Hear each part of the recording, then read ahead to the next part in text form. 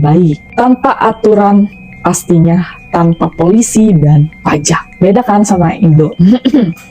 Bayangin aja nih, di Kowloon gak ada polisi, gak ada pajak, gak ada aturan, gak ada zonasi, tapi entah gimana kota itu tetap bisa jalan sendiri. Muncul komunitas-komunitas yang bantu atur kehidupan di sana.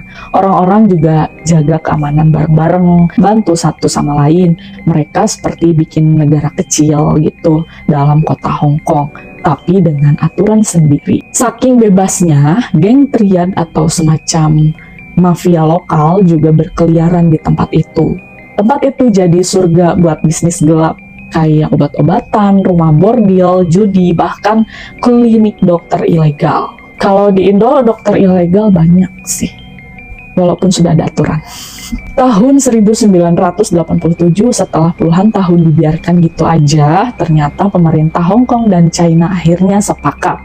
Kota bertembok Kowloon harus dibongkar. Tapi karena penghuninya ribuan, prosesnya juga nggak bisa instan. Mereka dikasih kompensasi dan satu persatu mulai pindah. Dan buat yang masih ngeyel, akhirnya mereka digusur paksa oleh polisi. Tahun 1993, alat berat mulai masuk dan satu persatu gedung dihancurkan. Dari reruntuhan, ternyata masih ada sisa-sisa bangunan asli zaman dulu.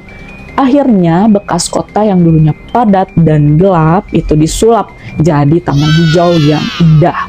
Sekarang tuh namanya Kowloon World City Park. Tempatnya rapih dan bersih. Juga tenang, kebalikanlah dari yang sebelumnya.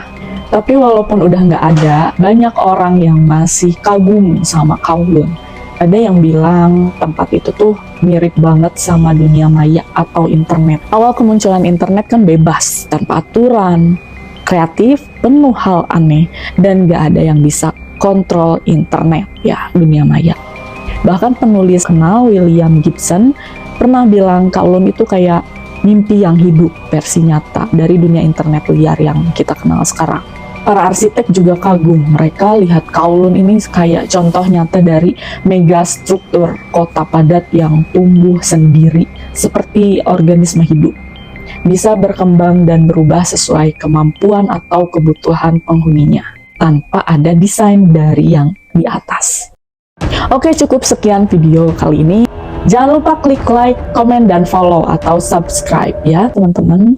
Sampai jumpa di video selanjutnya. Bye!